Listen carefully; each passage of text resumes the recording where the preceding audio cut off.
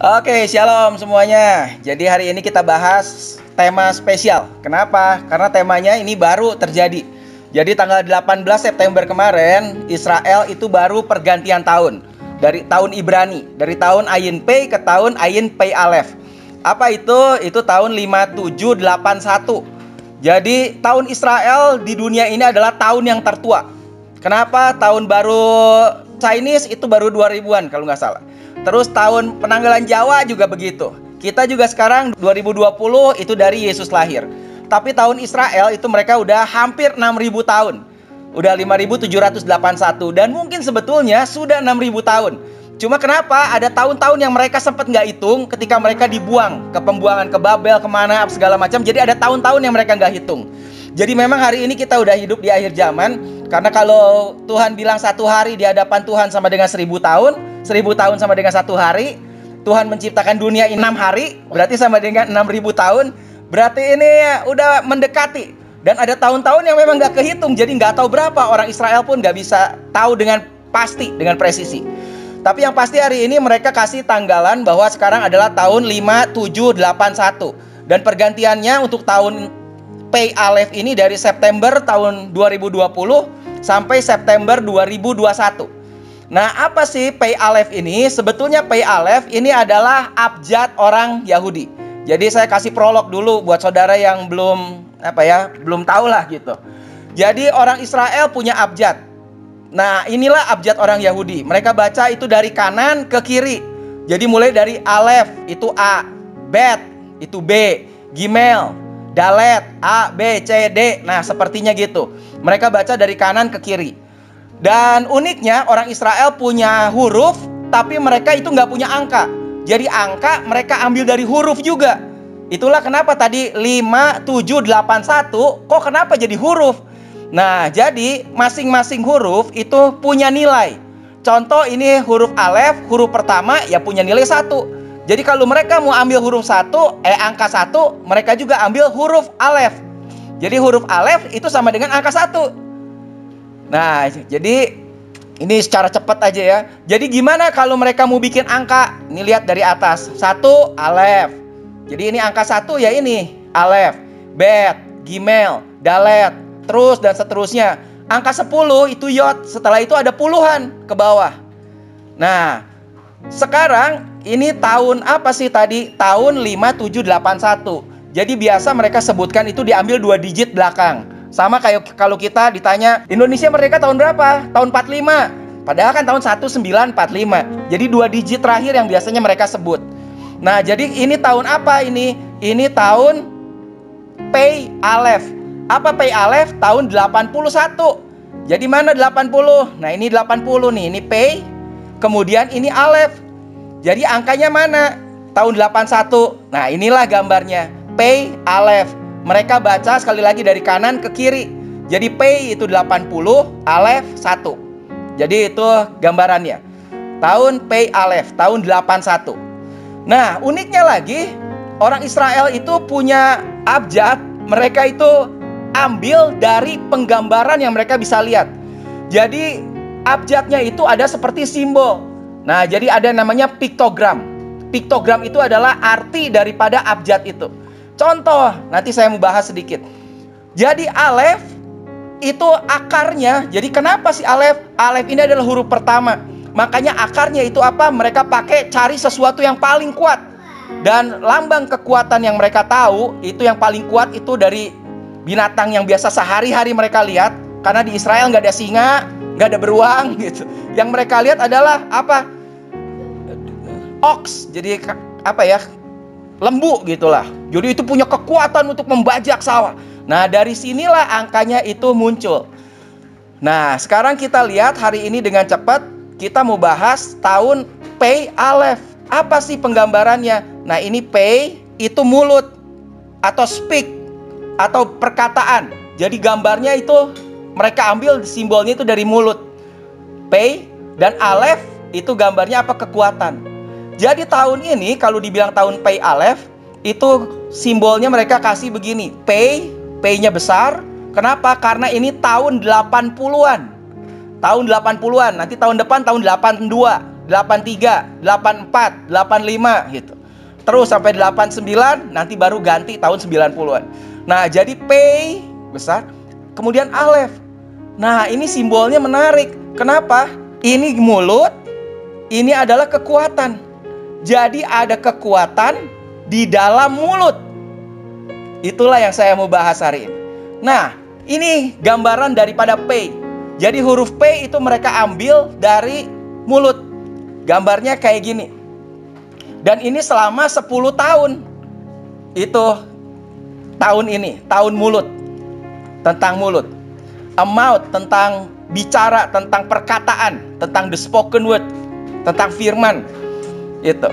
Dan kita tahu sama-sama di Amsal dikatakan, Amsal 18 ayat 21, hidup dan mati dikuasai lidah. Siapa suka menggemakannya akan memakan buahnya. Di bahasa Inggrisnya dari The Message dibilang words kill. Tapi words juga bisa give life.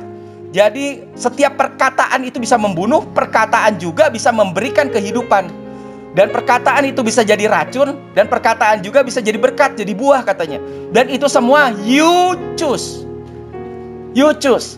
Jadi hari ini saya nggak mau bahas lebih banyak sebetulnya tentang tahunnya gitu. Tapi saya mau kita ambil maknanya. Tahun ini ada, semua huruf Ibrani itu diberikan oleh Tuhan. Dan setiap huruf Ibrani itu punya makna, punya arti. Dan dari arti itu kita mau ambil kira-kira apa ya yang Tuhan mau untuk kita lakukan sepanjang tahun inilah. Kurang lebih begitu. Nah, jadi tahun ini, tahun mulut, hidup dan mati dikuasai lidah tadi. Dan yang kedua itu tadi P, Alef. Alef itu apa? Tadi bilang Alef adalah huruf pertama.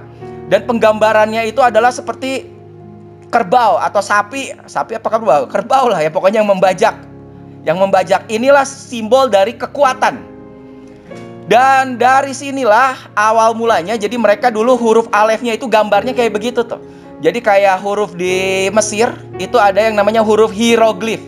Di piramid itu kan ada gambar-gambar. Nah, itu sebetulnya huruf, itu sebenarnya tulisan. Nah, jadi ini yang kunonya dari orang Israel juga simbolnya kayak gini nih. Awalnya. Dan dari sini kemudian mulai agak kemudian berubah. Jadi setiap kali kalau mau gambar itu harus ngebentuk. Kalau mau nulis tuh harus dibentuk gambar. Akhirnya mereka yang simpel aja lah gitu. Dan dari sinilah akhirnya kita mengenal hari ini abjad pertama adalah A. Sebetulnya apa? Ya ini dari Alef.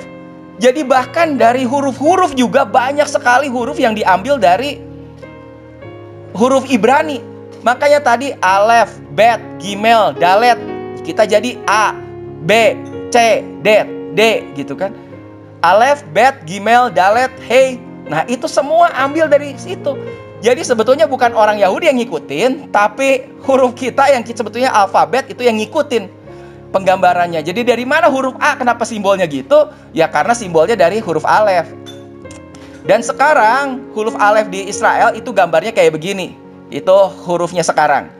Dan sekali lagi bull atau kerbau itu lambang dari kekuatan. Karena buat mereka itu adalah the strongest animal yang ada di sana gitu. Itu strongest animal yang paling kuat. Dan ini simbol dari kekuatan. Strong. Nah, yang unik adalah Alef sendiri itu kalau digambar itu punya 2 tangan. Jadi sekali lagi ini simbol kekuatan. Kemudian sekarang Alef itu punya 2 tangan. Jadi ada satu garis tengah, dia punya 2 tangan, tangan yang ke atas dan tangan yang ke bawah. Jadi ini yang tangan yang satu ini seperti pegang ke atas, tangan yang satu itu seperti pegang ke bawah. Dan ini apa sih maknanya? Kita harus berhubungan dengan Tuhan untuk bisa kehidupan di bumi ini. Makanya ada divine realm, ada earthly realm, yaitu ada alam duniawi yang kita hidup dan ada alam yang lebih tinggi daripada alam duniawi yang mereka tahu itu adalah alam surgawi. Jadi mereka percaya kepada Tuhan. Jadi Alef ini buat mereka itu waktunya untuk mendekatkan diri ke Tuhan sungguh-sungguh. Jadi untuk sesuatu bisa terjadi, bisa berhasil di dunia ini, mereka harus touching heaven and changing earth. Mereka harus sentuh surga, mereka harus fokus ke Tuhan gitu, untuk bisa terjadi sesuatu di dunia ini. Nah, dan beberapa kata yang paling kuat, nama Tuhan sendiri juga itu memakai kata Alef. Jadi huruf pertamanya huruf Alef. Elohim, El Elyon, El Shaddai, El Olam, El Hai, El Gibor, El Elah. Itu semua tulisannya itu dimulai dengan huruf alef. Kalau dilihat ini, makanya alef sendiri itu adalah penggambaran Tuhan buat mereka. Penggambaran. Jadi huruf pertama, huruf yang paling kuat. Itulah Elohim, Tuhan. Itu huruf pertamanya. Sekali lagi bacanya dari kanan ke kiri. Itu pakai huruf alef. Itu semua hurufnya pakai huruf alef. Nah, alef juga itu adalah penggambaran buat Bapa. Kenapa Bapa dalam bahasa Ibraninya apa? Yesus bilang Aba, Aba. Jangan tinggalkan. Aba. Itu pakai huruf alef. Jadi alef itulah penggambaran dari Bapa. Itulah penggambaran dari kekuatan yang paling kuat. Nah, jadi tahun ini apa sih yang kita ambil untuk kita bisa lakukan seperti janji Tuhan atas tahun ini? Seperti buat orang Israel, begitu juga buat kita. Jadi tahun ini dibilang, tahun ini God want you to know Him as Father. Tahun ini Tuhan mau untuk kita lebih mengenal lagi bahwa kita punya Tuhan yang adalah Bapa kita. Kita tahu bahwa kita diangkat sebagai anaknya, makanya kita panggil dia adalah Bapa. Selama dia jadi Bapa kita, berarti kita nggak usah khawatir. Kenapa? Bahwa kehidupan kita, Bapa kita pasti akan memelihara. Kita punya Bapa yang baik, kita punya Bapa yang begitu mengasihi kita. Makanya dan yang dia mau adalah He wants you to experience His strength and power. Sekali lagi, huruf alef adalah simbol dari kekuatan. Ini huruf paling kuat. Simbol kekuatan itu alef. Makanya dia mau juga kita bisa experience, kita bisa mengalami semua kekuatan dan power dari Tuhan itu sendiri. He wants you to learn to know Him as the God. Dia mau untuk kita bisa belajar, untuk kita bisa mengerti tentang Tuhan. Tentang siapa sih Tuhan itu. Semakin kita mengerti siapa Tuhan kita, semakin kita nggak ada khawatir, semakin kita nggak takut. Dan Tuhan mau untuk kita learn to know Him as the God. Kita tahu betul-betul Dia adalah Tuhan who has the strength to handle every problem in your life. Dia punya kekuatan yang bisa menangani semua masalah yang ada di dalam hidup kita. Amin. Jadi tahun ini adalah tahun yang sangat spesial. Kenapa? Karena tahun ini adalah tahun Alef, yaitu tahun kekuatan daripada Bapa kita. Makanya saya mau ajak kita untuk bisa mengerti kekuatan apa, dan kita bisa mengalami semua kekuatan itu. Untuk apa? Ketika kita touching heaven, kita dekat dengan surga, kita dekat dengan Dia, maka apa? Akan ada perubahan dari sesuatu yang terjadi atas kita di bumi ini. Ya, satu ayat dulu di dalam Yohanes 1 ayat 1. In the beginning was the Word, and the Word was with God, and the Word was God. Pada mulanya adalah firman, dan firman itu bersama-sama dengan Tuhan, dan firman itu adalah Tuhan sendiri. Jadi firman itu siapa? Firman itu adalah Tuhan sendiri.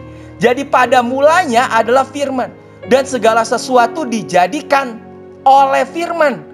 Dikatakan tanpa Dia tidak ada sesuatu pun yang jadi dari segala yang telah dijadikan. Jadi apa pada awalnya itu adalah firman. Jadi yang membentuk segala sesuatu bisa terjadi ketika ada firman. Dan siapa itu firman? Firman itu adalah Tuhan sendiri. Firman itu adalah Tuhan sendiri. Dan di ayat 14 dikatakan, sekarang firman itu sudah menjadi daging, sudah menjadi manusia, dan tinggal di antara kita, dan kita sudah melihat kemuliaannya. Jadi firman itu adalah Tuhan. Tuhan sekarang menjelma jadi manusia, dan sekarang tinggal di antara kita. Siapa itu? Itulah Yesus yang kita percayai sebagai Tuhan kita. Dan siapakah Tuhan? Dia adalah firman. Makanya the words, firman itu by name is Jesus Christ. Firman itu namanya adalah Yesus Kristus. Jadi siapa Yesus Kristus? Dialah firman. Dan siapa itu firman? Firman itu adalah Tuhan. Itu adalah Yesus Kristus. Nah, sekarang ketika kita terima Yesus, kita undang Yesus masuk dalam hati kita, dan kemudian kita terima Dia, itulah yang namanya proses lahir baru. Dan di 1 Petrus 1 ayat 23 dikatakan dengan jelas, for you have been born again. Bahasa Inggrisnya jelas, bahasa Indonesia dulu ya. Karena kamu telah dilahirkan kembali, bukan dari benih yang fana, tetapi dari benih yang tidak fana, oleh firman Tuhan yang hidup dan yang kekal. 1 Petrus jelas bilang, jadi dari mana kita bisa lahir baru? Itu adalah ketika for you have been born again, itu kita lahir baru, not to a life that will quickly end. Bahasa Inggrisnya bagus. Kita lahir baru dan sekarang kita terima hidup yang bukan sementara, yang bukan dengan cepat akan berakhir. Bahasa Indonesianya fana. Tapi apa? Kita sekarang terima kehidupan yang kekal. Your new life will last forever.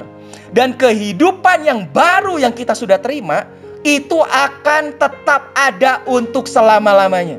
Kenapa? Jadi hari ini saudara perlu tahu, kalau saudara sudah lahir baru, berarti saudara sudah terima hidup yang kekal. Kenapa?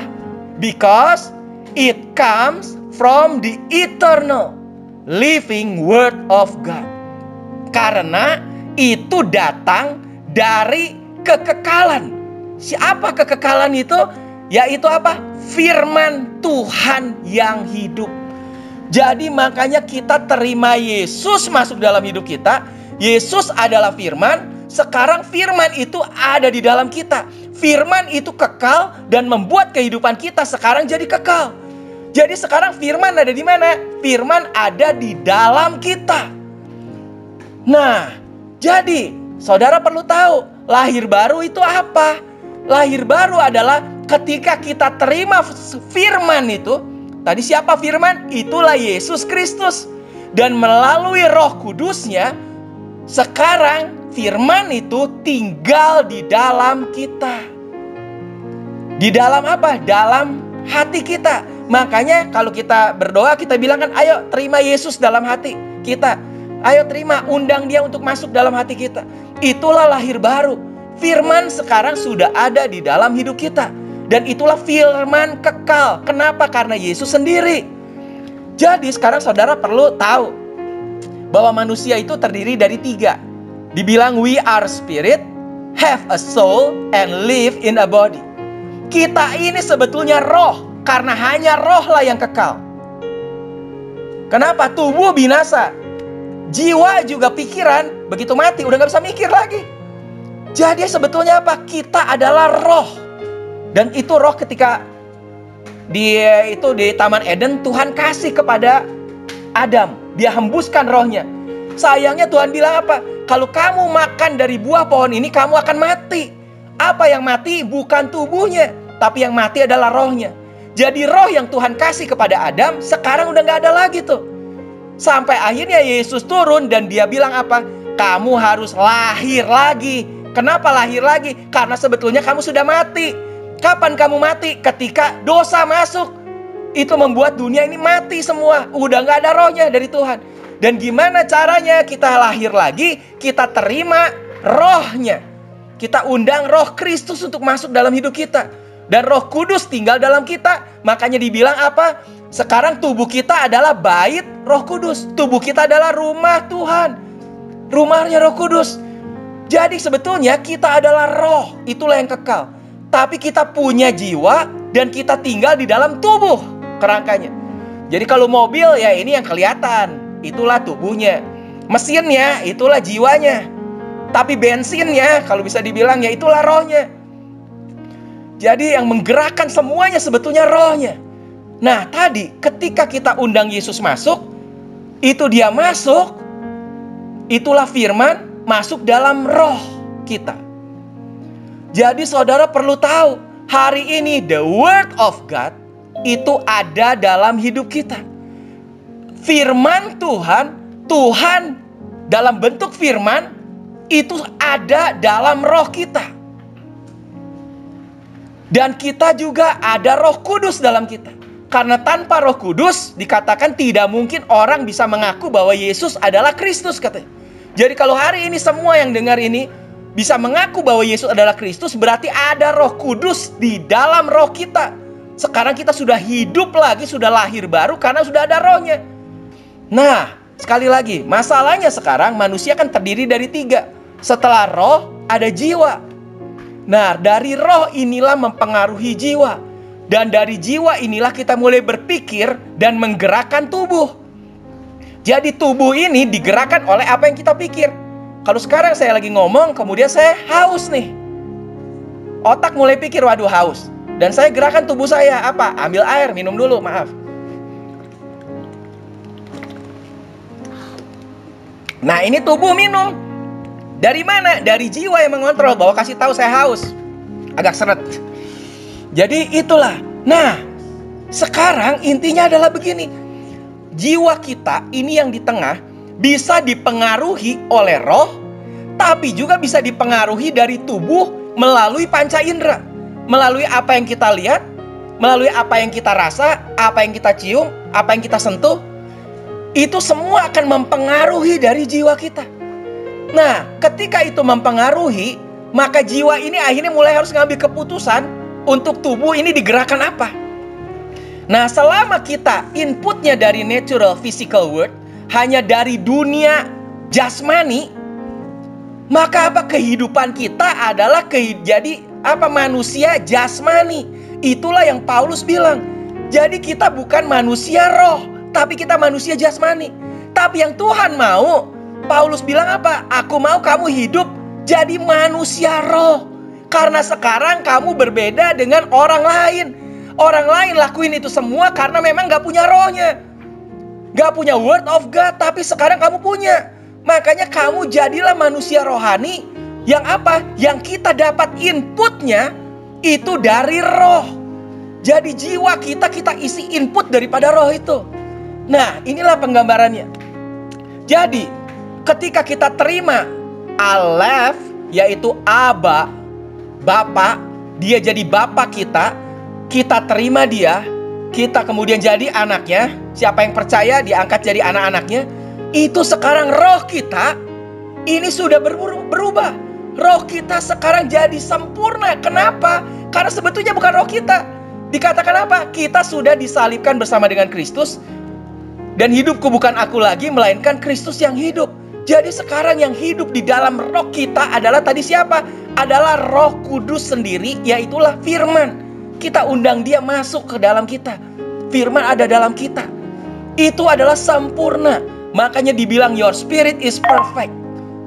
Roh kita itu sempurna, mature, complete as Jesus is.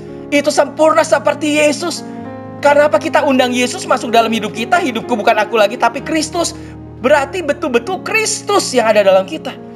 Dan itulah yang harusnya dari roh inilah yang membawa dampak kepada jiwa.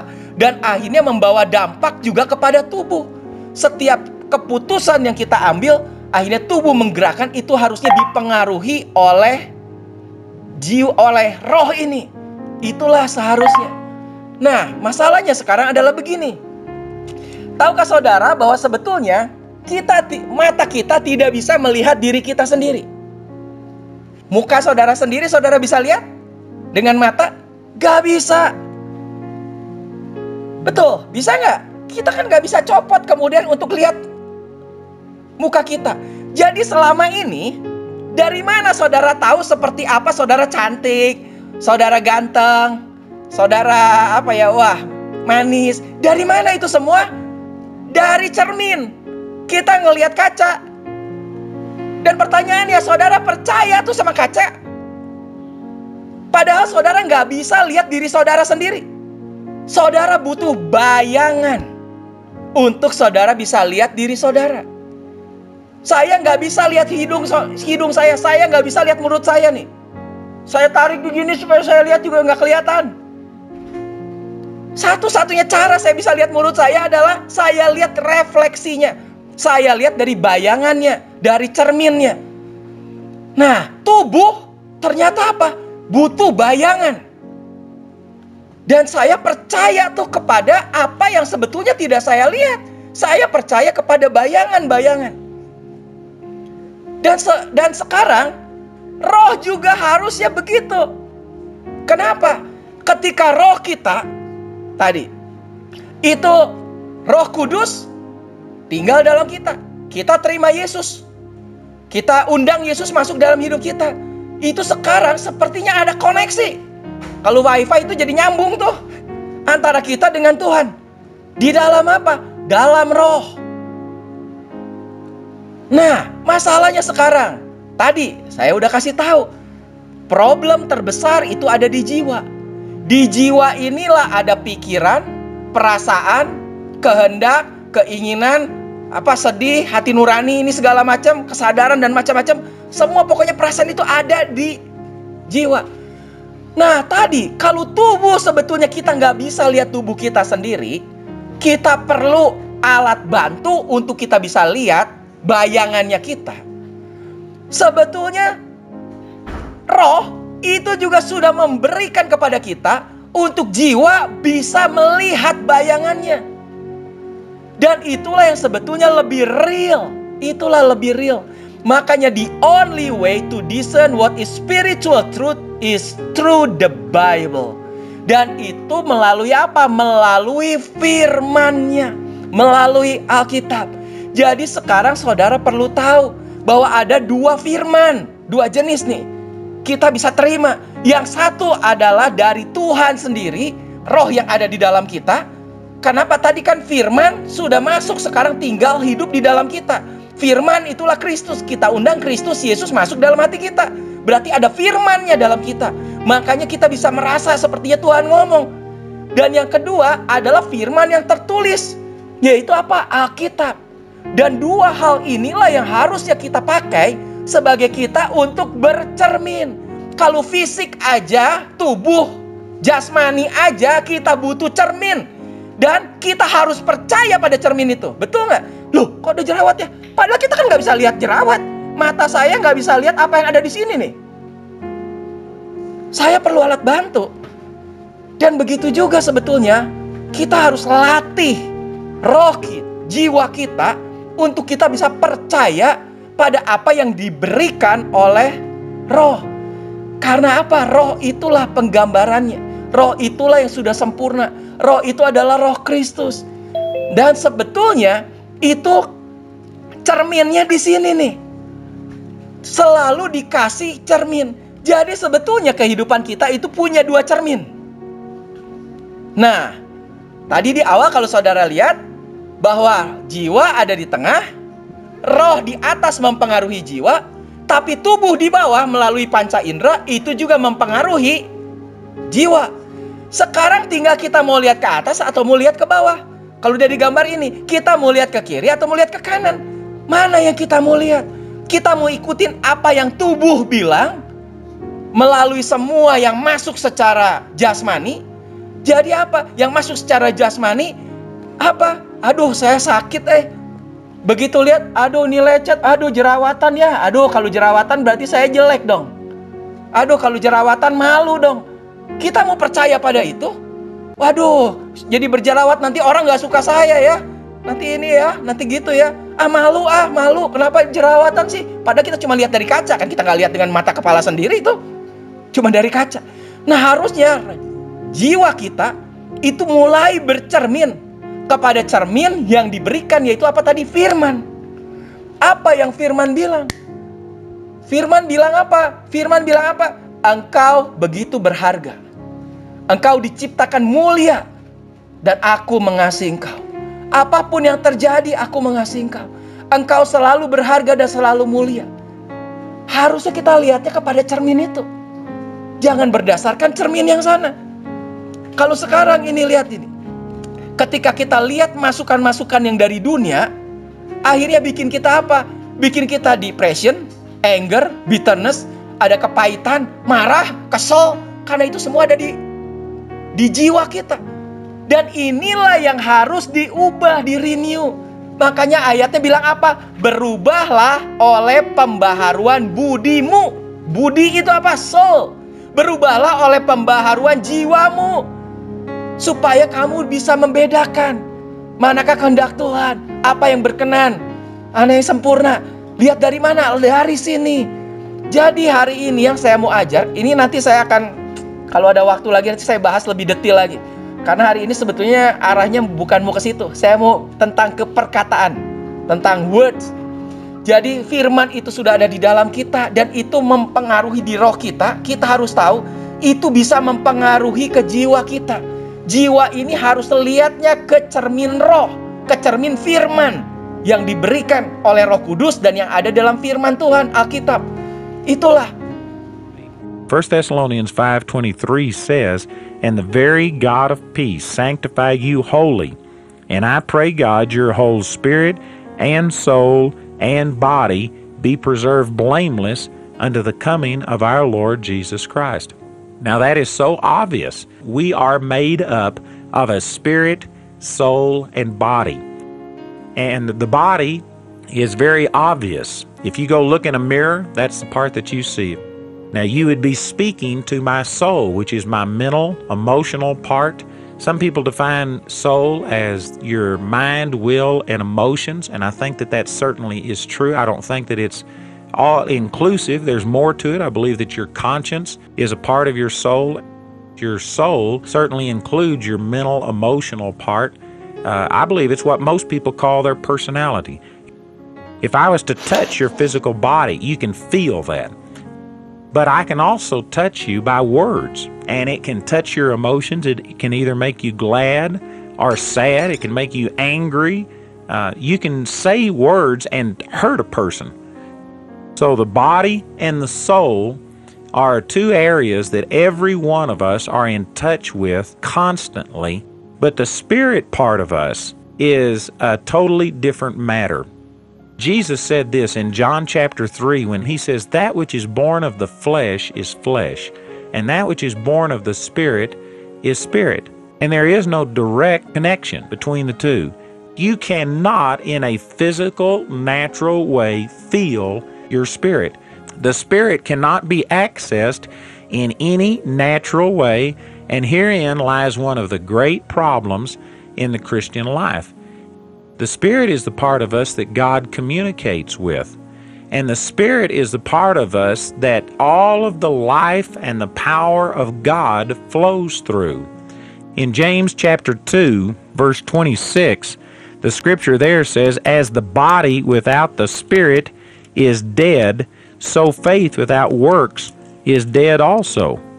And that just makes it very clear that the life-giving part of you is the Spirit. One of the greatest keys to walking with the Lord for me has been to understand this reality of spirit, soul, and body, that the spirit realm cannot be seen or felt. The only way to discern what is spiritual truth is through the Bible, to just take it and believe it. Jesus said this in John chapter 6, verse 63. He says, "The flesh profits nothing. It's the Spirit that quickens. The flesh profits nothing. The words that I speak unto you, they are spirit, and they are life." It's revealing to us spiritual reality. And if you want to know what your spirit is like, then you have to go to God's Word to find it out. You can't just go by an emotion, by some type of perception. You have to go to God's Word. Here's another passage of Scripture in James chapter 1, and in verse 23 it says, "For if any be a hearer of the word and not a doer, he is like unto a man beholding his natural face in a glass." This is talking about a mirror. "For he beholdeth himself, and goeth his way, and straightway forgetteth what manner of man he was. But whosoever looketh into the perfect law of liberty," talking about God's Word, specifically the revelation of the gospel, "and continueth therein, he being not a forgetful hearer, but a doer of the work, this man shall be blessed in his deed." This passage of Scripture is likening the Bible unto a mirror that you look in to see your spiritual face, to see what you are in the Spirit. You, with your eyes, have never looked directly into your face. You've always looked at a reflection or a representation, but you've gotten to where you trust that. Well, the Word of God is a perfect reflection of what spiritual truth is. You can't sit there and say, "Well, I think that, all my mascara is on and that my face is fixed, my hair is combed, and I'm ready to go." You can't go by how you feel. You have to go look in that mirror, and then you trust what you see. Well, it's the same thing with the Word of God. The Word of God gives you a perfect picture of who you are in your spirit. And it's the only way. There is a total transformation that has taken place on the inside of every person who becomes born again. Now you can see this in many places, but in 2 Corinthians chapter 5 and verse 17, the scripture there says, if any person is in Christ, they are a new creature. Old things are passed away. Behold, all things are become new. And the next verse says, and all things are of God, who hath reconciled us unto God by himself. The Lord has totally changed you. It says, old things have, past tense, passed away. All things, present tense, reality, right now, have become new. And all things are of God. Now, if you don't understand this concept of spirit, soul, and body, you are instantly setting yourself up for confusion and frustration and ultimately unbelief. Because you can tell by process of elimination that this is not talking about your physical body. If you were fat before you got saved, you'll still be fat after you get saved. Your body didn't instantly pass away and all things become new. And your soul is also not the part of you that got saved. Because if you were stupid before you got saved, you'll still be stupid after you get saved. If you were depressed, if you didn't know math before you got saved, you will still be depressed. And you just don't instantly know math after you get saved. The soul is not changed. So by process of elimination, you can say it's not your body and it's not your soul. And so that leaves your spirit. Your spirit is a part of you that got totally changed at salvation. When a person makes Jesus Christ their Lord, there is instantaneous change that takes place. And yet that scripture in 2 Corinthians 5:17 says it isn't in process, but it's already done. It's an accomplished fact, a done deal. And if you don't understand that that change takes place in the spirit and has to work its way out into the soul and the body, then you are going to instantly come into unbelief and begin to say, but it didn't change. I'm still the same. And it may cause some people to seriously doubt whether they were ever saved, but your spirit is right now as perfect, as mature, as complete as Jesus is. But when you get born again, your spirit gets elevated. It gets recreated to where it's literally, the Bible says in Galatians chapter 4, that God sends forth the Spirit of His Son into your hearts, crying, Abba, Father. It's literally, when you get born again, your spirit passes away. The old spirit is taken out. It dies, is what the Scripture says in Romans chapter 6, and God places within you the Spirit of His Son. That's what it says again in Romans chapter 8, verse 9. It says, if any man have not the Spirit of Christ, he is none of his. In other words, you aren't truly born again unless you receive God putting the Spirit of His Son in your heart. The Spirit of Jesus has come to live inside of every born-again person, and your spirit and the Spirit of Jesus have intermarried. They've merged. They've become one, so that you are now a totally brand new person, and the identity and the holiness, the makeup of your spirit is identical to Jesus, that is righteous and holy. You are as pure and holy in your spirit as Jesus is, because it's His righteousness that has been given unto you. In 1 Corinthians chapter 1, verse 30, it says that Jesus is made unto us wisdom, righteousness, sanctification, and redemption. Jesus has become our righteousness. And then as you get your soul in agreement with what is already transpired in your spirit, then you see the physical benefit. Your spirit has to flow through your soul to get into your body, into the physical world. The soul has a valve on it. And basically that is the function of your mind, your mental, emotional part, the soulish part of you. The same power that raised Jesus Christ from the dead already indwells every born-again believer. But if your mind is like a valve, and if it's closed to that, if it doesn't embrace that truth and renew its mind and get to where what you see in the Word of God, in the spiritual mirror, if that doesn't become more real to you than what you see in your physical mirror, then it's possible for this resurrection life that's in your spirit to be completely shut off, just like you would shut the valve on a faucet. And you say, but I feel sick. My body hurts. The doctor says I'm dying. Here's my medical record.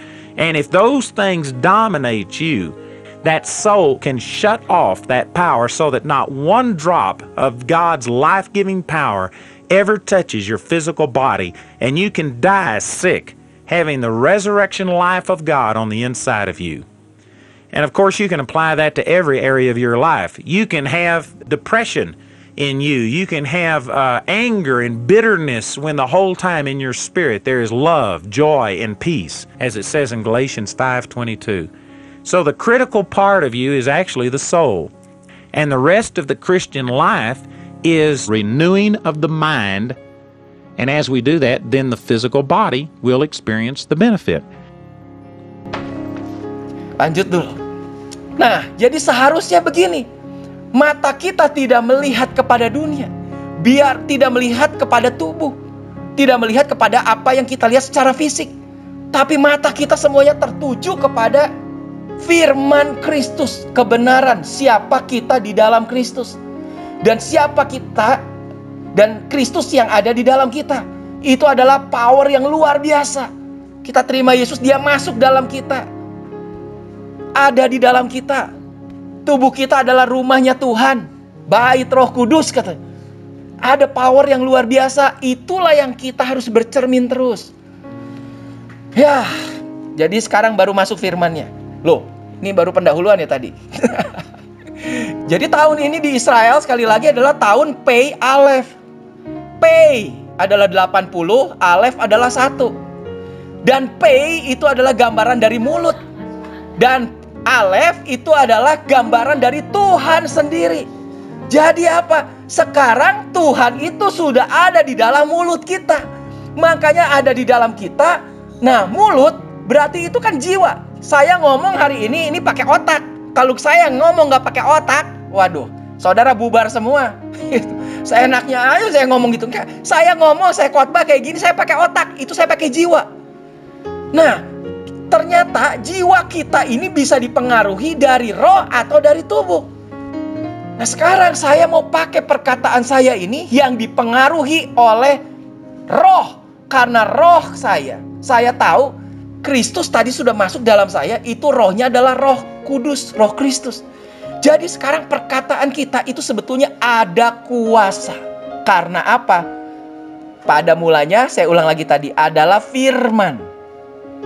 Tanpa firman tidak ada sesuatu pun yang jadi, katanya. Semua dijadikan oleh firman. Dan firman itu siapa? Firman itu adalah Tuhan sendiri. Dan sekarang firman itu sudah jadi manusia dan tinggal di antara kita. Kita terima firman masuk dalam kita. Jadi sekarang perkataan kita harusnya dipengaruhi oleh perkataan dari firman yang ada di dalam kita. Itulah tahun ini. Dan there is the power of speaking God's word. Tahukah saudara, ada satu kuasa yang sangat luar biasa dari apa yang kita katakan. Makanya sampai Amsal tadi bilang hidup dan mati dikuasai lidah. Betul. Makanya saya ajak kita how to use the God spoken word to break the bondage. Bagaimana sekarang untuk kita bisa pakai God spoken words, untuk bisa pakai firman yang kita perkatakan itu. Untuk apa? Untuk mematahkan setiap belenggu secara fisiknya. Makanya kita belajar untuk apa? Open your mouth and speak life. Kita pakai mulut kita dan pakai mulut kita untuk memperkatakan kehidupan. Kalau selama ini mungkin kita sering ya tanpa sadar lah. Sedikit-sedikit, aduh mati deh gua. Aduh sial, aduh suwe, aduh apa. Saudara mungkin gak pernah sadar bahwa ada kekuatan dalam perkataan kita. Kenapa? Sekarang saya tanya lagi balik.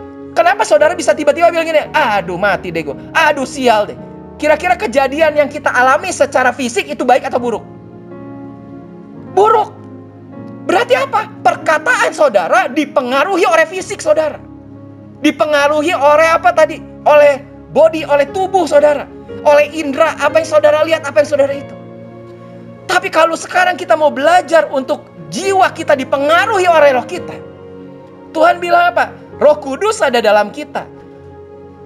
Dan saudara tahu tubuh kita adalah bait Roh Kudus.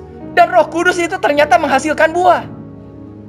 Makanya ada namanya buah Roh Kudus. Itu buah Roh Kudus, itu bukan buah kita. Jadi salah besar kalau kita ngajarin apa? Oh, kamu harus menghasilkan buah Roh Kudus. Loh, namanya aja buah roh. Itu bukan buah kita. Itu semua sebenarnya sudah ada dalam kita. Tapi kenapa kita kok nggak bisa menghasilkan itu ya? Karena apa? Kita terlalu dipengaruhi oleh tubuh kita. Perkataan, pikiran, perasaan semua itu dipengaruhi oleh tubuh kita. Makanya sepertinya buah roh itu nggak ada, kok nggak keluar dalam kita. Padahal sekali lagi semua buah roh sudah ada dalam kita. Karena rohnya ada dalam kita. Penghasil buahnya dalam kita. Bukan kita yang menghasilkan buah. Kita nggak bisa menghasilkan buah roh. Karena itu buahnya roh, bukan buah kita. Apa tadi buah roh? Buah roh apa ya? Kasih, sukacita, damai sejahtera, kesabaran, kebaikan, kesetiaan, kelemah lembutan, penguasaan diri. Itu semua buah roh itu sudah ada dalam kita. Kasih, sukacita, damai sejahtera. Jadi belajarlah kita untuk tidak melihat berdasarkan jiwa ini tidak berdasarkan apa yang terjadi. Kalau sesuatu buruk, kita selalu bilang, aduh mati deh gue. Aduh suwe deh. Sekarang, kita ingat fokus kita ke siapa. Jadi harusnya ketika sesuatu terjadi gak baik, kita bilang apa? Ingat, ada damai sejahtera. Harusnya kita bilang apa? Puji Tuhan. Saya percaya bahwa Tuhan selalu turut bekerja dalam segala sesuatu mendatangkan kebaikan bagi saya. Loh tapi kan ini gak benar. Iya. Tapi sekarang fokus saya bukan pada apa yang terjadi mempengaruhi jiwa. Tapi jiwa saya mau melihat kepada roh yang sempurna dari firman-Nya. Untuk saya mulai belajar sekarang bisa memperkatakan kebenaran daripada firman itu.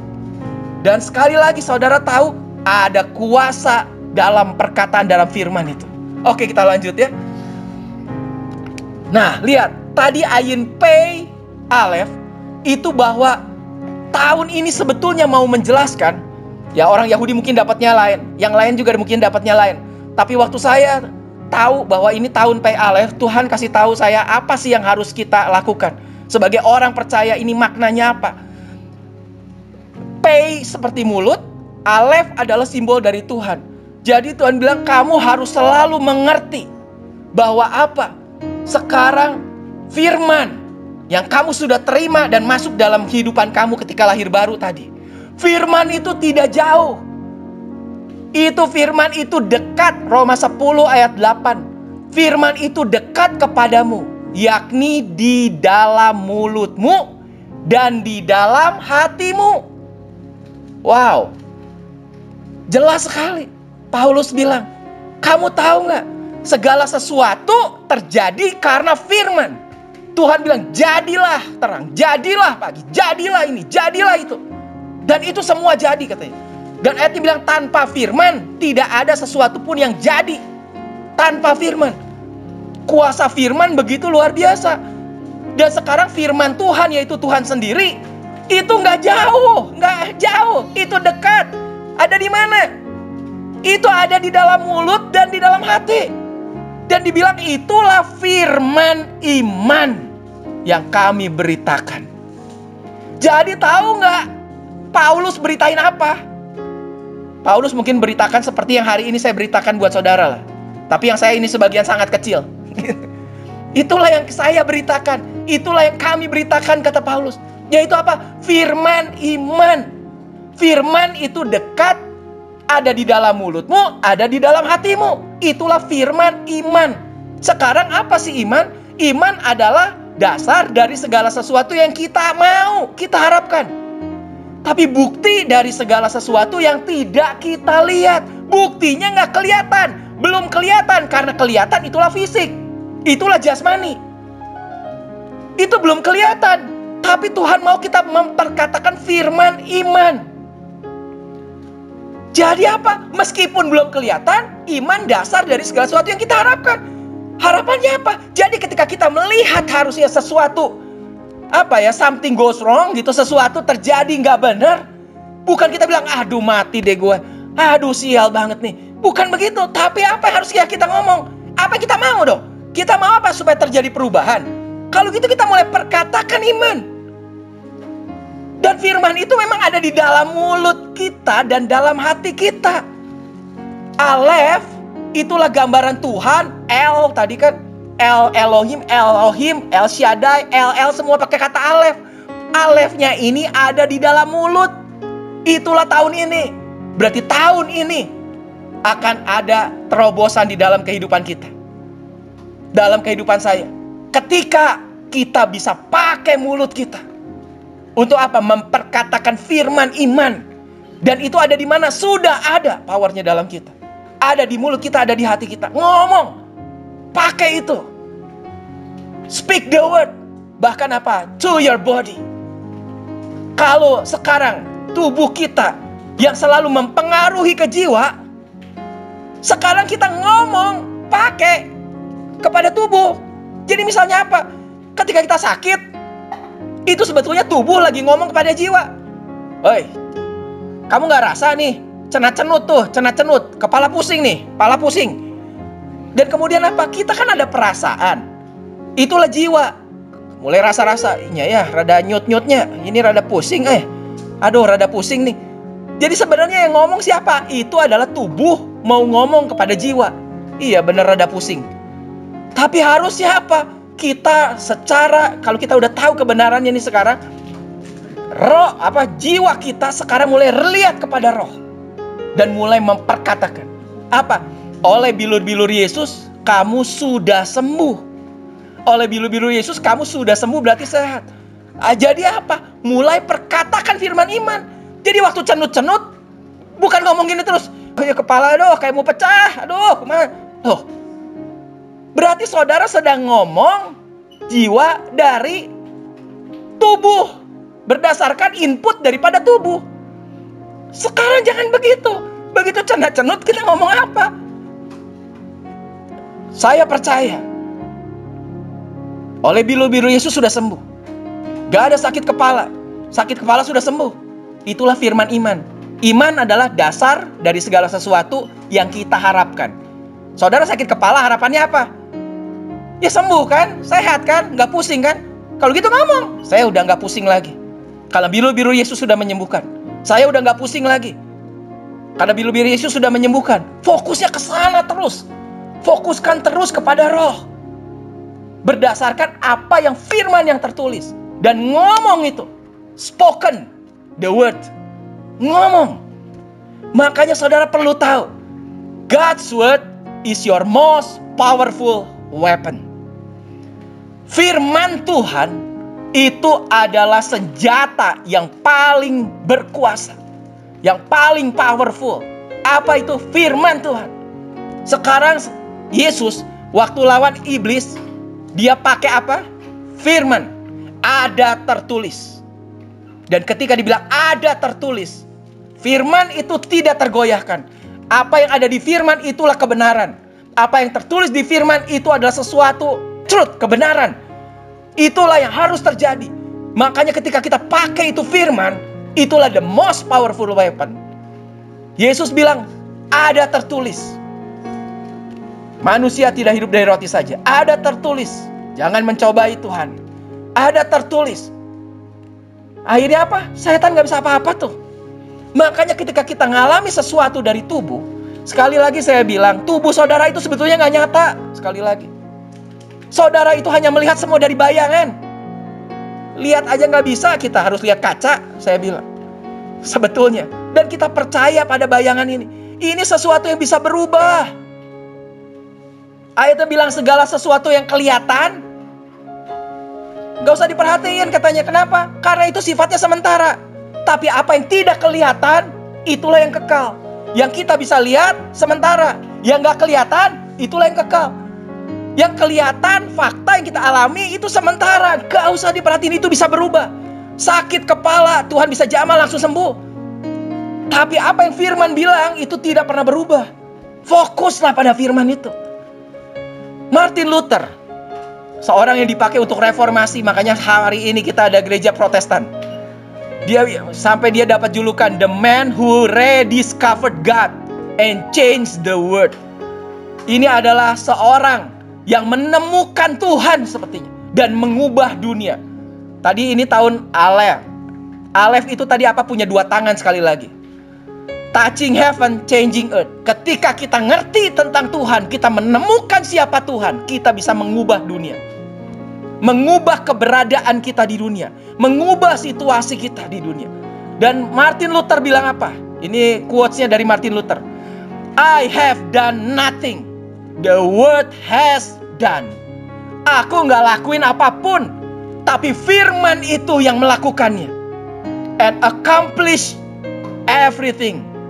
Dan dia menyelesaikan semuanya. Katanya, I let the word do its work. Aku biarkan, izinkan firman untuk melakukan segalanya. Wow. Jadi dia tahu betul kekuatan dari firman. Dari mana dia bisa mengubah dunia ini sampai dia dapat julukan yang menemukan Tuhan dan mengubah dunia. Dia bilang, saya nggak lakuin apapun juga. Saya cuma percaya aja pada firman. Apa yang firman bilang, apa yang firman tertulis. Dan firman itu, sesuai dengan firman itulah yang terjadi katanya. Firman itulah yang mengerjakannya, bukan saya katanya. Wow. Dan ayat yang lain, maka Yesus pernah bilang apa?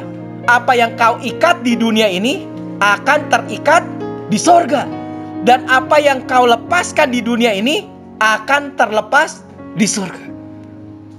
Lihat, touching heaven, changing earth. Apa yang kamu ngomong, itu akan terikat di surga. Apa yang kamu lepaskan akan juga terlepas. Jadi apa? Ada kuasa dalam perkataan itu luar biasa, saya bilang. Dan Tuhan makanya ajar. Kita belajar juga sama-sama. Experience more power and authority in prayer. Ayo kita alamilah kuasa yang lebih lagi. Dan pakailah otoritas waktu kita berdoa. Tuhan bilang apa? Kalau kamu punya iman sebesar biji sesawi, kamu bisa berkata kepada gunung itu udah pindah katanya. Speak to the mountain. Kalau hari ini saudara ada di dalam berbagai masalah mungkin. Hari ini itu adalah jasmani, fisik, kelihatan. Oke. Biarin, itu memang fakta. Buat saudara, betul fakta. Ya memang fakta. Tapi kita pakai kebenaran firman.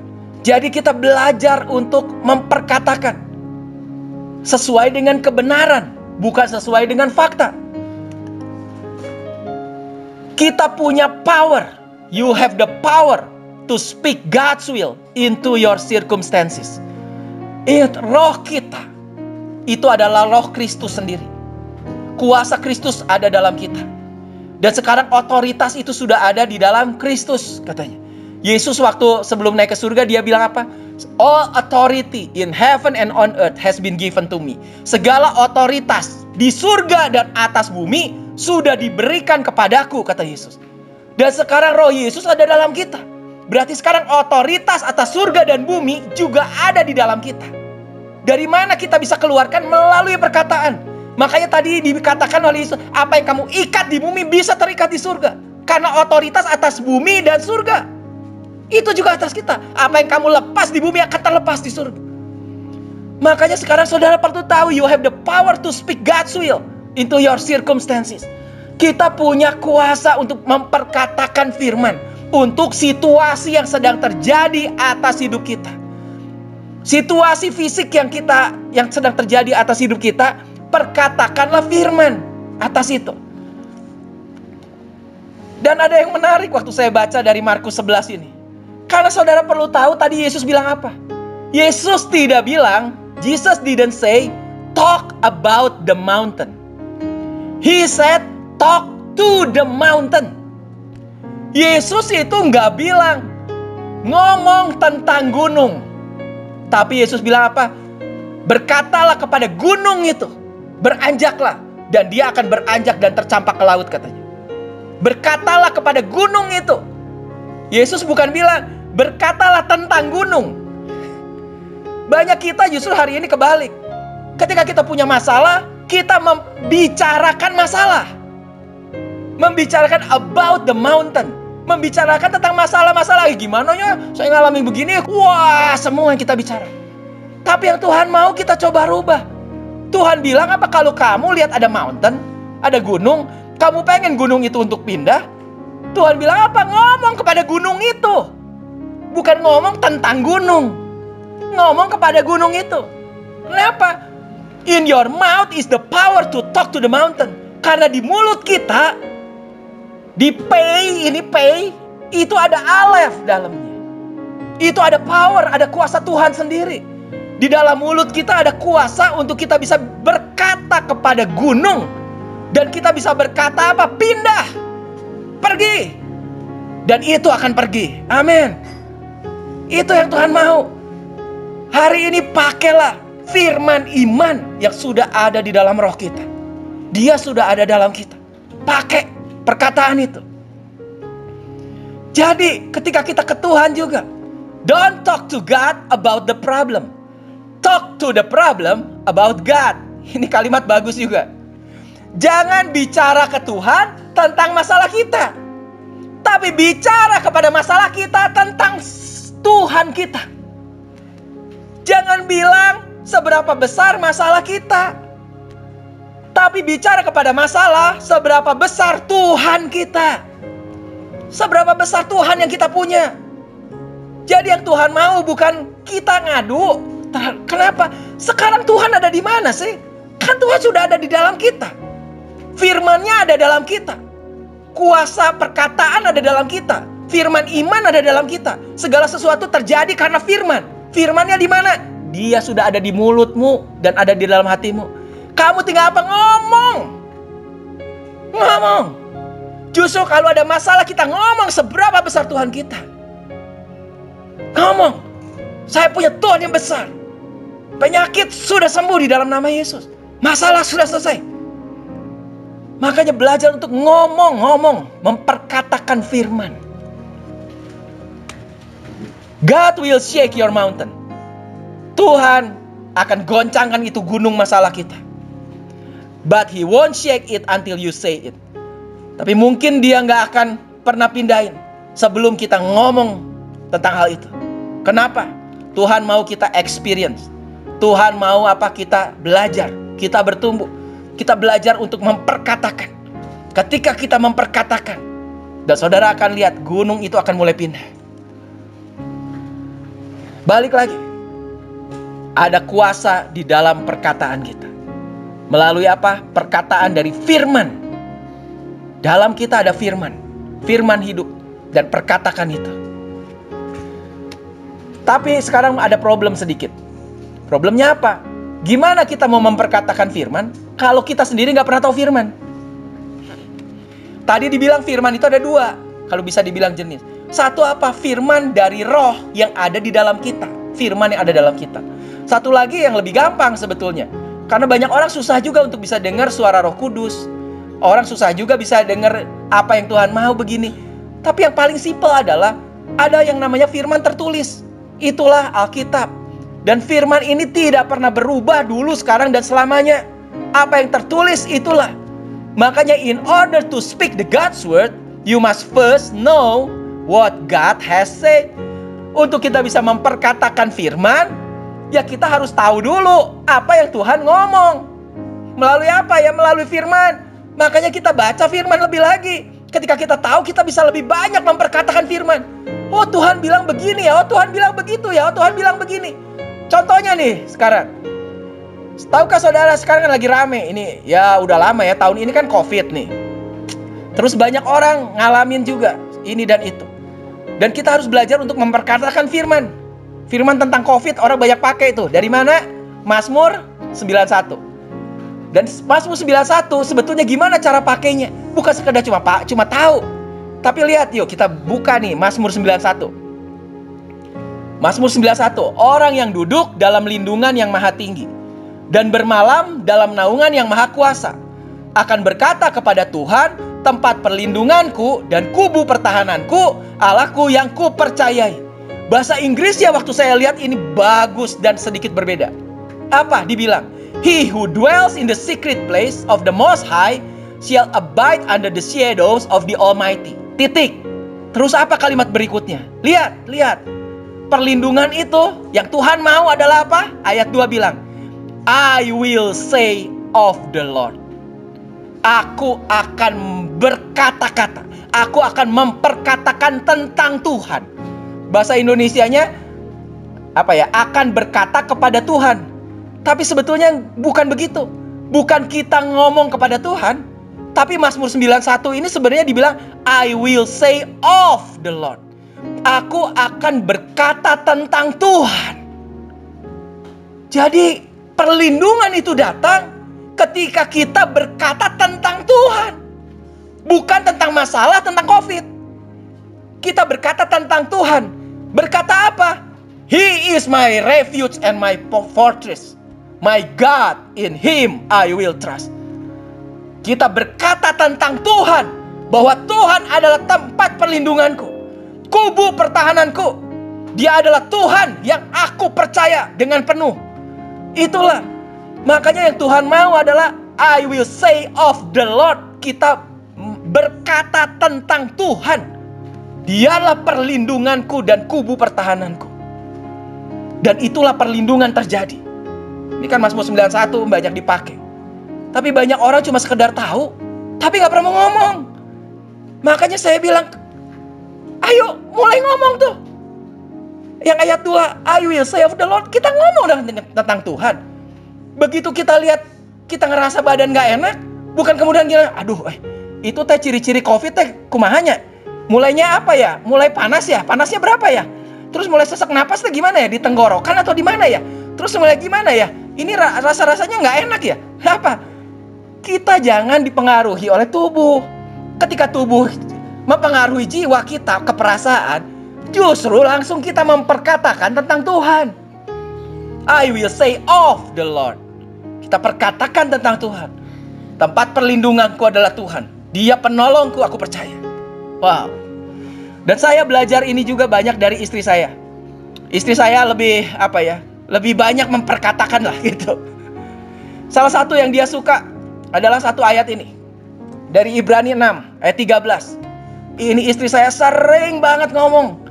Hampir setiap hari dia selalu bilang apa sedikit-sedikit. Begitu masalah, begitu ada problem, begitu ada kerugian, ada ini, ada masalah, langsung dia bilang apa? Surely blessing I will bless you, and multiply I will multiply you. Dia selalu bilang gitu. Wow, saya bilang. Jadi setiap kali kita selalu bilang apa? Aku diberkati berlimpah-limpah. Karena aku adalah anak Bapa. Aku diberkati berlimpah-limpah. Dan kita juga selalu ngomong. Kalau saya selalu ngomong ini sama anak-anak tiap malam. I am greatly blessed, highly favored, and deeply loved. Aku diberkati berlimpah-limpah. Aku diperkenan Tuhan. Dan aku begitu dikasihi oleh Tuhan. Kita adalah orang yang paling dikasihi Tuhan. Dan tiap kali saya bilang itu, I am greatly blessed. Oh, tapi faktanya hari ini saya baru kena tipu tuh. Gak peduli. Saya selalu bilang, I am greatly blessed. Aku diberkati berlimpah. Mulai perkatakan firman. Sekali lagi, speaking God's word releases God's power. Ketika kita memperkatakan firman Tuhan, itu kita sedang melepaskan kuasa Tuhan ke dalam circumstances kita, ke dalam permasalahan kita, ke dalam apa yang sedang terjadi atas hidup kita. Dan itu bisa berubah. Ayat yang terakhir mungkin 2 Korintus 1 bilang apa? Sebab Dia yang telah meneguhkan kami bersama-sama dengan kamu di dalam Kristus adalah Tuhan yang telah mengurapi, memeteraikan tanda miliknya atas kita, dan yang memberikan Roh Kudus di dalam hati kita sebagai jaminan dari semua yang telah disediakan untuk kita. Jadi ketika kita terima Yesus, itu kita dikasih jaminannya, yaitu apa? Roh Kudus diberikan di mana? Di dalam hati kita. Dan kita juga ada di dalam Kristus. Roh Kudusnya sekarang diberikan dalam hati kita. Jadi Roh Kudus ada di mana? Ada di hati kita. Nah, ada satu hal yang Tuhan bilang sebelum Dia naik ke surga. Kamu pergi dan kamu tunggu di Yerusalem. Dan aku akan mencurahkan Rohku. Dan kamu akan mulai berbahasa baru. Yaitu apa? Berbahasa roh. Jadi, saudara perlu tahu, there is the power of praying in tongues. Ada satu kuasa ketika kita berbahasa roh. Berbahasa roh itu adalah unleashing the supernatural dimension in you. Itu adalah melepaskan dimensi supranatural yang ada di dalam kita. Kenapa? Tadi saudara di awal saya sudah bilang bahwa apa? Roh kita ketika terima Yesus lahir baru, sekarang roh kita adalah Roh Kudus sendiri. Itu adalah Tuhan sendiri yang hidup dalam kita. Jadi ketika sekarang kita mengalami masalah-masalah yang kita pun gak ngerti, secara pikiran, perasaan, kehendak kita gak ngerti sama sekali dengan apa yang terjadi di jasmani, gimana kita ngehadapinnya, gimana caranya, gimana solusinya, gimana jalan keluarnya, udah gak tahu lagi. Sebetulnya kita balik kepada roh. Pertanyaannya, roh tahu gak? Tahu. Karena roh adalah siapa? Tuhan sendiri. Tuhan adalah maha tahu. Kalau begitu gimana? Saya mau berdoa aja saya gak tahu untuk berdoa apa. Paulus bilang, kalau kamu gak tahu berdoa, berdoalah dalam bahasa roh. Nanti roh yang akan berdoa dengan keluhan-keluhan yang tidak terucapkan. Yang kamu gak ngerti, dia akan mulai ngomong. Jadi buat saudara yang bisa bahasa roh, di tahun ini tahun Pei Aleph, dalam mulut kita ada satu power. Di dalam roh kita juga Roh Kudus sudah ada. Mulailah banyak memperkatakan bahasa roh. Karena berbahasa roh itu adalah hak istimewa orang percaya. Hak kalau saudara nggak mau pakai, nggak mau ambil, nggak apa-apa. Karena itu bukan kewajiban. Berbahasa roh adalah hak istimewa. Dan tahun ini saya bilang, tahun ini saya sama istri, ini tahun yang lebih banyak daripada tahun-tahun yang lalu untuk kita berbahasa roh. Kenapa? Ketika saya ngerti ada kuasa ini, saya pakai itu hak istimewa orang percaya untuk berbahasa roh. Yang belum bisa bahasa roh, berdoa dan minta katanya. Ini hak. Berdoa dan minta. Saudara gak mau pakai, gak mau, gak apa-apa. Ini bukan kewajiban. Tapi ini adalah hak. Kenapa kita bisa pakai roh itu? Dan kita minta untuk apa? Pengertian juga dari bahasa roh. Jiwa ini tiba-tiba bisa ngerti. Oh, saya harus gini ya, harus gitu, harus gini ya. Oh, harus gini ya. Dan akhirnya apa? Ya udah, saya ambil keputusan. Dan itu betul tuh terjadi. Jadi sekali lagi berbahasa roh lah. Dan Paulus bilang apa? 1 Korintus 14 ayat 18 dia bilang apa? I thank God. Karena bahasa roh ini saya bersyukur ke Tuhan. Apa? That I speak in tongue more than all of you. Wow. Dia berani ngomong bahwa saya bicara bahasa roh lebih. Berarti apa? Setiap kita berbahasa roh, akan ada pewahyuan daripada roh yang ada dalam kita ini untuk kasih tahu kepada jiwa. Makanya Paulus bisa begitu luar biasa dia menulis. 2/3 Alkitab Perjanjian Baru ditulis oleh Paulus. Suratan Paulus semua. Kok bisa punya pemahaman yang begitu luar biasanya tentang Tuhan ya? Kenapa? Ternyata kuncinya ini. Ada bocoran yang dia dapat dari mana? Dari roh. Karena roh itu roh Kristus sendiri. Dan dia bilang apa? Dia banyak sekali tuh bicara bahasa roh. Dan sejak itu saya bilang apa? Oke, saya juga mau banyak untuk berbahasa roh. Dan betul, saya ngerasa tahun ini Tuhan banyak kasih pewahyuan-pewahyuan juga. Dan di Efesus 6 ayat 17 bilang apa? Tentang perlengkapan senjata semua. Ambillah ketopong keselamatan dan pedang roh katanya. Yaitu apa pedang roh? Which is the word of God. Lihat. Pedang roh yaitu apa? Firman Tuhan. Makanya hari ini tadi saya bilang, senjata yang paling powerful itu adalah firman Tuhan. Karena memang yang Tuhan kasih buat kita satu-satunya senjata kita untuk ngelawan. Karena yang lain itu senjatanya defense, untuk bertahan. Senjata yang melawan yaitu pedang roh. Yaitu apa? Firman Tuhan. Pakai, perkatakan itu. Itu seperti kita pakai pedang tuh. Dan kemudian apa? Dan pray in the spirit on all occasion. Dan berdoalah di dalam roh, di dalam segala keadaan. Wow. Jadi ada 2 yang hari ini saya mau untuk saudara tangkap dan saudara pakai. Yaitu apa? Pakai perkataan dari firman Tuhan. Dan kalau perlu nih, and pray in the spirit. Dan mulai apa? Berkata-kata dalam bahasa roh. Berkata-kata dalam roh terus. Itulah powernya kita. Itulah kuasanya. Dan itulah yang akan mengubahkan apa yang sedang terjadi di dalam alam jasmani kita. Sekali lagi, the word of God is alive. Firman Tuhan itu hidup and powerful, dan itu begitu berkuasa. It will set you free. Itu akan membebaskan kita. Comfort you. Itu akan membuat kita tenang. Heal you. Akan menyembuhkan kita. And free your soul. Dan akan membebaskan jiwa kita. Yang stres-stres, yang pusing, yang ini dan itu. Pakailah kuasa dari perkataan ini. Perkatakanlah firman Tuhan. Jangan memperkatakan keadaan. Perkatakanlah firman Tuhan. Penutup. Jadi sekali lagi, the power of speaking God's word. Inilah kuasa dari memperkatakan firman Tuhan. Don't let your life speak louder than God's word. Jangan izinkan kehidupan kita bicara lebih keras daripada firman Tuhan yang bicara. Kalau kehidupan kita bicara lebih keras, stres, saudara. Kenapa? Karena jiwa kita akan dengar dari kehidupan. Dan kehidupan di dunia ini negatif semua. Kehidupan di dunia menakutkan, masalah dan ini dan itu. Kenapa? Ini bicara lebih keras. Akhirnya saudara stres. Jangan izinkan itu. Tapi kita mulai apa?